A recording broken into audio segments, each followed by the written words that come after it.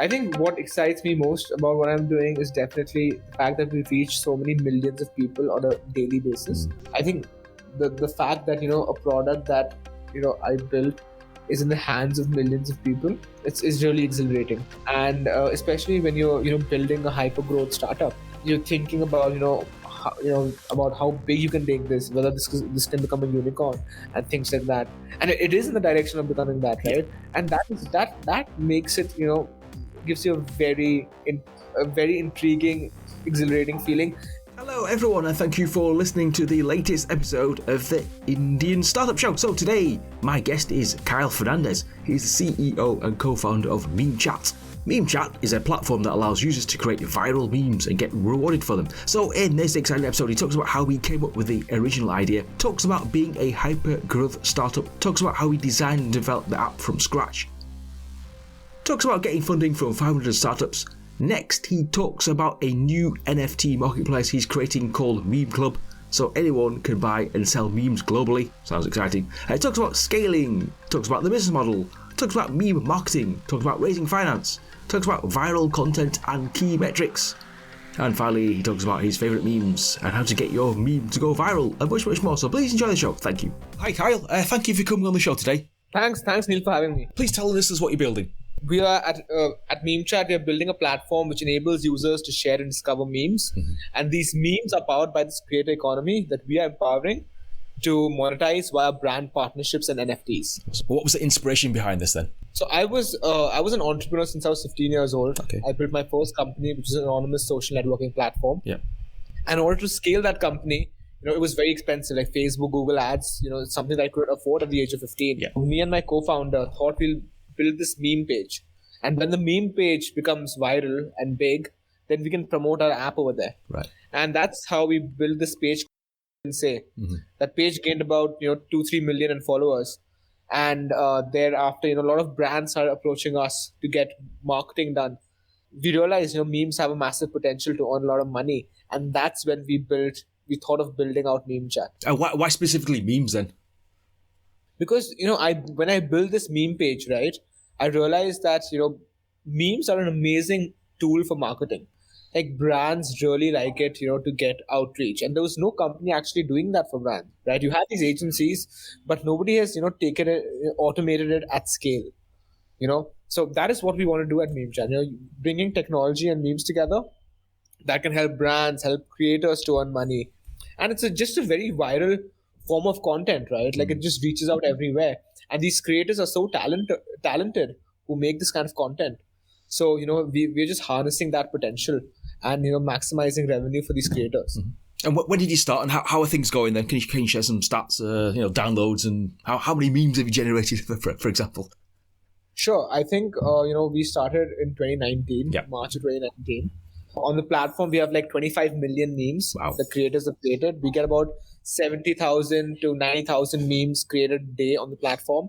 In total, we have about 6 million downloads and we have about 1.3 million monthly active users. And we have about 250,000 to 300,000 memes shared a day from the platform, outside the platform. Wow. So, those are some of the stats. How do you feel about those stats then? I think I need to, grow it out. I need to reach 100 million monthly active users. I think I might be a little satisfied then. Yeah, and you said generating money. What is the business model behind that then? So, essentially, right, there's a motto that we follow over here. Yeah. Right, where we are essentially creating value for creators. Right. And we realize that more value we create for creators, that's how much more money we can make. So the first business model was where we worked with brands who wanted meme marketing done. For example, Amazon, there was OnePlus, there was Xiaomi, who wanted memes made for their brands. And so essentially they chose a meme template and they put that meme template for their brand on our app. And thousands of creators made memes for them. And that's how they got tremendous outreach, through those memes. And that's what they essentially pay for. And out of that, we give the creators a margin. Cool. Let's go back to the start then. How did you get this off the ground? What was the most sort of challenging problem? In a startup, right, everything is very challenging, right, when you're first set out to actually build it. So the first thing that we had in mind was if you're going to make a new app, we should have access and control over the distribution channel, Yeah. the acquisition channel, that is, right? Because once that is sorted out, once you have control over that, you essentially control the market, right? You control the market sentiment. So we made a network of pages with about 600 pages Wow. now Yeah. in that network with 400 million in following, right? So that's the distribution channel that we have. So we built that out. Then we made the product, and me and my co-founder both are computer science engineers. I did the iOS and backend. Yeah. He did the Android, and yeah, that's how built the first iteration of the app. And we had to keep in mind, right? There needs to be a solid reason for someone to come and download my app. How do I, give them a solid reason? So the day we made the app, the first iteration of the app was where users could make memes and make money. Because you can make memes on Facebook also, you can make memes on Instagram as well. Why should they download MemeChat? And I think I had to give users a very solid reason to do that. From the get go, we curated these brands who wanted to meme marketing, via our pages that we made. We made a list of these brands, and then we pitched the MemeChat app to them, and they found it really lucrative. And these brands then came on board. We got some money made. Creators also made a small amount of money, and everybody was happy. Everyone's happy. And then we began, Cool. and then we began scaling it. We began scaling it in terms of the creators. Then we took out, we changed. We wanted more viewers now, so we introduced the concept of a feed. We introduced concepts of categories. We did some machine learning models where we extract text from these memes and we process them so that people can easily search for memes, right? And so we completely enhancing the consumer experience, the viewer experience for a meme. But then we realized that memes as a content format need to be shared. They go viral. Yeah. The reason why memes go viral is because they are shared, right? And how do we make it easier for people to share content? And that's when we launched this thing within the app called the MemeChat keyboard. So essentially, imagine talking on WhatsApp, Instagram, iMessage, Telegram. You easily switch the MemeChat keyboard and browse the 25 million memes that we have in our inventory and share it with your friends easily. And we are adding some ML models where essentially you can face swap your face on popular memes, on any meme for that matter that has a face. And we're building other GPT based models that would create memes for you. So yeah, that is essentially what we're doing. And we realize that people really like sharing content. Sharing content is what drives memes as a content format, and we made it super easy for people to share content. Yeah, because when you said you set up all these pages, are you talking about you set up Facebook pages then? Yeah, Facebook okay. and Instagram. Yeah. Okay, cool. And then you went to the app after that. When was the point that you thought, okay, well, we need to build an app now? Was a specific point? See, I mean, or was that always the dream to do the app? Yeah. See, if I'm running a page, that's like a mom and pop business, right? Yeah. I want to build a scalable startup. I want to become, with millions and millions of users. Have a startup that scales, probably raise a couple of million, and grow this. And become a hyper startup. I think that was the goal. In order to do that, we wanted to go in the direction of consumer tech. Yeah, in terms of the developing and designing the app, any key takeaways on that? Any thoughts on that? Was it? So it's a learning curve, to be honest, that I went through. Based on what users liked and did not like. So the first iteration of any app is always you don't know what users want. Especially if you're creating a category, which does not exist before. Then it's challenging because, like for us, it was challenging because, there was no meme app. Like there was 9gag and stuff, but there was the thing that we were trying to build was much different. It was a lot of learning, over months of iteration did we come to our design that we have right now. And that also we need to iterate more and more. It's a never ending process. But it's really about listening to what your customers have to say. Yeah. That is key. So did you sort of iterate every week, or how often did you change the app in terms of development and design then? So I'll tell you something. When it's a smaller team, iterations are quicker. We used to do it once a month. As the team grew bigger and as scale happened, now we iterate every 2 months. Okay. So and who are you actually targeting with this? Yeah. So currently, our vision is to target the world. Memes are relatable to everybody from, let's say, a 50-year-old, who is, in, let's say, the stock markets. he also would like stock market related memes, right? And that's essentially our goal is, to have memes in the hands of everyone. But right now, currently, our user base is, between 15 to 25, a Gen Z millennial audience in India. I mean, this must be a competitive market then. What is the sort of meme industry in India like then? You must be one of the top players then, right? Yeah, I think we are in India for sure. And in terms of the funding, in terms of the scale, in terms of the number of pages that we have, for sure. But it's like this, right?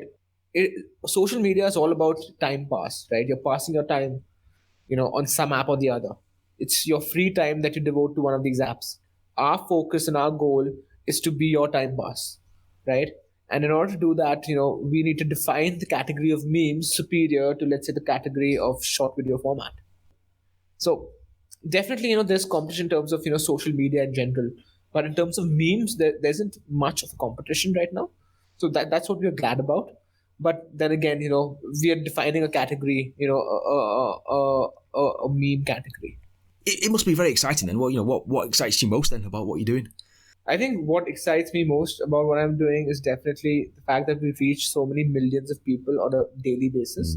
I think the fact that, a product that, I built is in the hands of millions of people, it's really exhilarating. And especially when you're, building a hyper growth startup, you're thinking about, about how big you can take this, whether this can become a unicorn and things like that. And it is in the direction of becoming that, right? And that makes it, gives you a very intriguing, exhilarating feeling. I mean, I really cannot express the kind of feeling, but someone needs to a founder would understand. You're not going too fast, are you then? Hopefully, I want to grow faster, to be honest. Okay, cool. Yeah, you mentioned funding. How's that going? I know you went through the 500 startups, one of the top accelerators in the world. How was that experience? Yeah, I think when you build a startup, right, funding looks very fancy from the outside. It's not, the process to raise a funding round is not at all fancy. It's really stressful, and I can tell you that. Our first round of funding, we were struggling to raise a round, right? And then, we were picked by 500 startups, and the accelerator was really good. I made some great connections over there, made some great friends over there, and they taught us the right things that we need to focus on, like the key metrics. How do you fundraise more? How do you, it basically polished us up, yeah, right? And after that, we had to raise, I mean, as you're growing and scaling, your burn is obviously higher than, what you could earn in revenue, right? So you need to raise another round. And then, that also was a struggle because now you're talking to seed Series A investors, right? Who have a certain expectation. And they, you basically have to be a great storyteller to, convey your idea, to them, and they see it, being $1 billion idea. And now in today's time, even $1 billion is less, right? At least a $10 billion company. Yeah, so that is the thing. And then we raised our second round from BNext, a Singapore-based fund, and multiple angel investors. You mentioned the struggle then. What kept you going? What kept you motivated then? I think the fact that I believed in my idea. Yeah. I think that's the biggest motivation, because the way I see it, I have proven that, my app can get downloads. I've proven that there is a decent size, a pretty big market, for our app, and it could be a billion plus users, right? And if I believe in that, right, I will go all in for it. Even though if an investor tells me, they don't believe in the idea or they don't see it working out, I do, right? And the people in my company do, and my users do, right? And that's about 300,000 people at that time. They believe in the idea. So so why should one investor's no, make me question my entire existence, right? Yeah. So yeah, there's a lot of no's that I heard. Obviously, probably must have heard about 50 no's. Okay. Yeah. That's a lot of no's. Yeah, I guess that's for all founders. All founders who fundraise hear about those many no's. I think it's a very common thing. And during your time at 500 Startups, what was the best advice you received then? I think my investment leads who at 500, a very very good friend of mine now. He definitely told me, fundraising in terms of fundraising, the advice that I got, that fundraising is hard. You just need to be patient, and I think that is very important. You just need to be patient. It's a stressful process, but you just need to be patient, and kind of like keep your head up high. And this is one advice I can give everybody who's in the attempt of fundraising. While you're fundraising, right? You are the boss. Like you need to be the most confident, cocky person on the planet, right? Like nothing can deter your confidence. That is very important, and you should not allow anything to deter your confidence, especially during the entire time you fundraise, right? Because you need to sell that $10 billion vision, and in order to do that, you need to be the most confident person on the planet. Where do you get your confidence from then? My confidence comes from my enthusiasm towards the product, and the fact that and of course there are a lot of factors. When you're fundraising with no money in the bank, it's hard. I mean, then it's hard because then you might be in pressure to raise. But when once you have money in the bank and then you're going out to fundraise, right? That's an easy thing. I don't give you don't give me your money. I take it from somebody else. That confidence, that definitely enhances confidence, and investors and everybody sees that. Yeah. And fundraising is very FOMO driven, right? You get one term sheet, you can leverage those term sheets, to get better term sheets.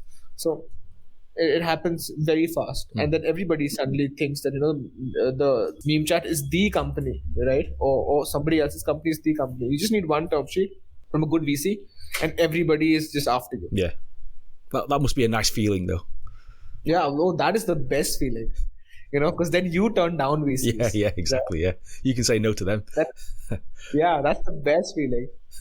Turn it around. Right, we must talk NFTs. I think you started an NFT marketplace back in January. Yeah. How's that going, and why NFTs? Like I mentioned, right? Like we want to make sure that creators can earn as much money as possible. Yeah. And I think one of those routes to go is that these creators make viral content, and that viral content essentially, it's a viral souvenir, it's a viral piece of memorabilia, and we enabled a creator to mint that viral souvenir into a NFT. And then we essentially associated some utilities and perks with those NFTs, and people were interested to buy it, right? Right now we are scaling it, we're getting PMF on it, and people are really liking it. When we launched it, it was at 5 Matic, for one NFT. Yeah. Then that, through secondary sales went to about 50 Matic. It averaged about 50, but some of them were sold for 100 and 250 Matic each, which is quite a big sum for an NFT, for a meme NFT. That's like, about 300-400 pounds for an NFT. Any thoughts on building the marketplace in the NFT space? Obviously, it's very hot at the moment. A lot of people are spending money on NFTs. Any key takeaways? I think for NFTs, it's all about how you position yourself. Yeah. How you position the NFT, because the intrinsic value is the initial value. Everything else on secondary sales is the perceived value, right? So you need to get your perceived value also pretty high up there. It's very market driven and FOMO driven. Yeah. What are people actually buying and selling on this marketplace then? So you can buy an NFT, you can sell the same NFT, you can make an offer for these NFTs, you can put it on auction. So all these capabilities and features are there. And what's the sort of the plan, the long-term future? Is it to go all in on the NFT market side? I mean, the NFT market side the marketplace is definitely one aspect for creators to monetize, right? We as a platform are giving creators opportunities. We want to create a platform where essentially a meme creator has no other place to go to apart from MemeChat to create memes, because no other platform is going to value their content as much as we value their content, right? So essentially increasing the cost to switch from a platform, and once you essentially do that, then people won't leave your platform. The retention is high, right? So yeah, those are things that we really want. But the the grand play for the NFT is that we want millions of our users, creators who are already on the platform, to be able to mint the NFTs, and then at scale the utilities will be provided by the creator and not the platform, which is currently happening. Yeah. I suppose people are familiar with like CryptoPunks and Yeah. Definitely. What's the NFT space like in India then? The NFT space in India is like it's for example, it's very nascent in India. Yeah. It is something that I didn't know if it would work or not. Because I'm thinking out in India, but it did well. Yeah. That's good. The way I see it is that there the Gen Z millennial audience, with the crypto hype, and everything that's coming along with crypto, people are investing their small sums of money on a regular basis, with crypto, and because of that, they are venturing into things like NFTs. Everybody is driven by FOMO, right? Yeah. Even including the people in India, right? So that they also invest in NFTs and various other altcoins and things like that. So it's building. Probably it is about 70 times away from let's say the US, but yeah, it's building. Advice for our first-time founders, based on your experience, what advice would you give them? So to be honest, I don't have too much of advice to give, because I'm a first-time founder. I don't know what mistakes I'll make, but the only thing I think what's really important, and I guess I know if people who are first-time founders, they all do that.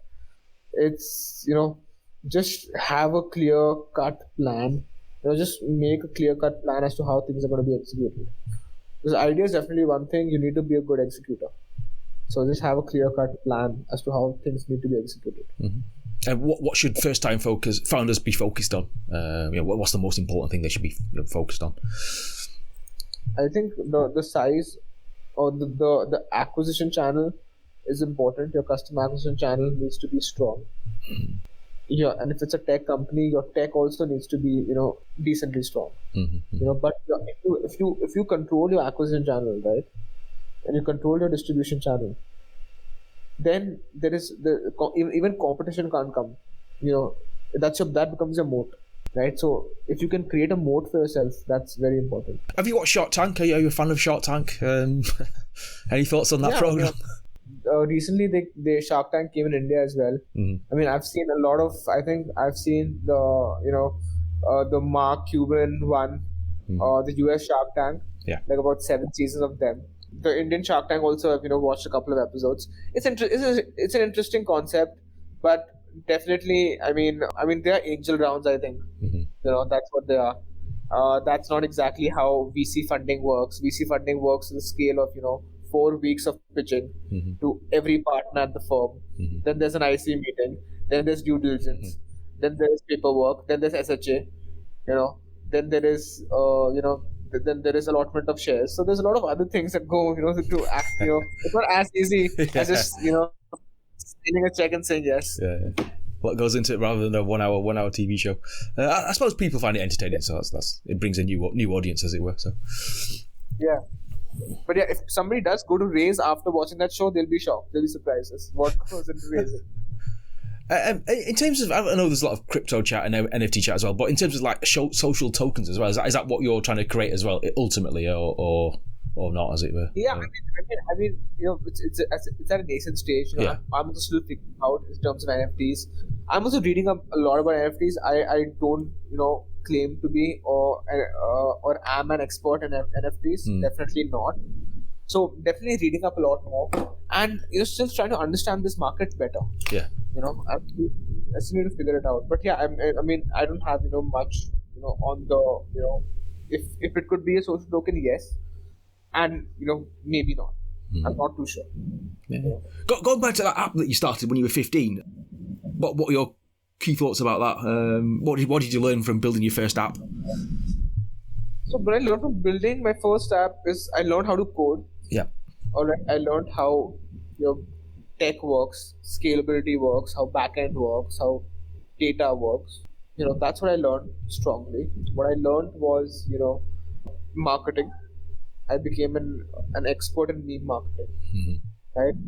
And and it taught me how to sort of prioritize and how to build an initial MVP and deploy an initial MVP. Yeah.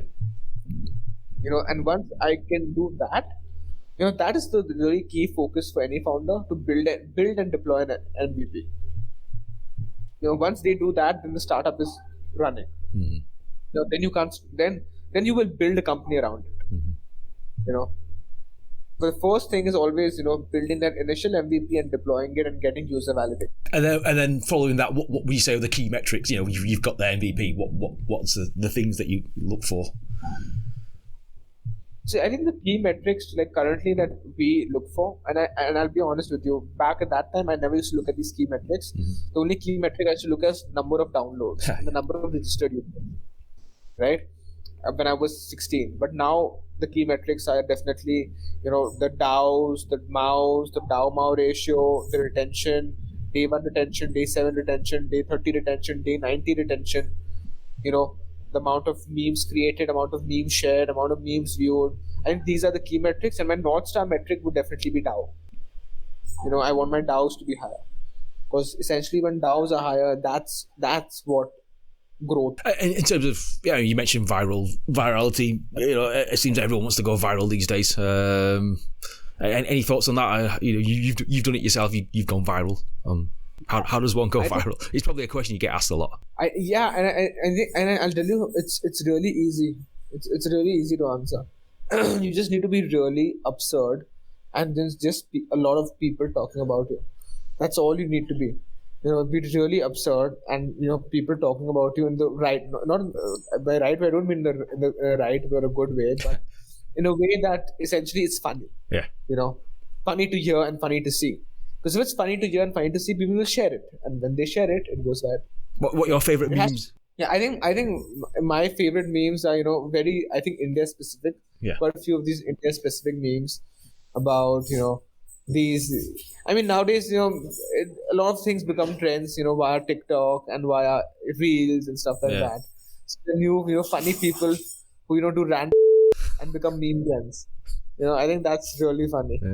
Future of MemeChat then? What's going to the company going to be like in say like 5 to 10 years? I think definitely we want to expand globally, and we want to be the biggest platform which enables the sharing and discovery of memes. Mm-hmm. I think the go-to place for memes is what MemeChat is going to be. Awesome. Last question, Kyle, for people who want more information on MemeChat and yourself, what must they do? I mean, you can reach out to me when you feel like. And definitely, you can go on you can Google us, MemeChat, and memechat.app is our domain. And check out our app, download it, and give me your feedback at kyle@memechat.app. Awesome, Kyle. Thank you for coming on the show today. Thanks so much, Neil. Cheers, mate. All the best. Thanks to Kyle for coming on the show today, and for more information, check out MemeChat. Thank you for listening and supporting the podcast. I shall be back next week, and if you're building something exciting, please send me an email, hello@neilpatel.co, or you can tweet at IndianStartupSH, or you can go to facebook.com/IndianChatShow. Well, I'd love to connect. Thank you, and goodbye.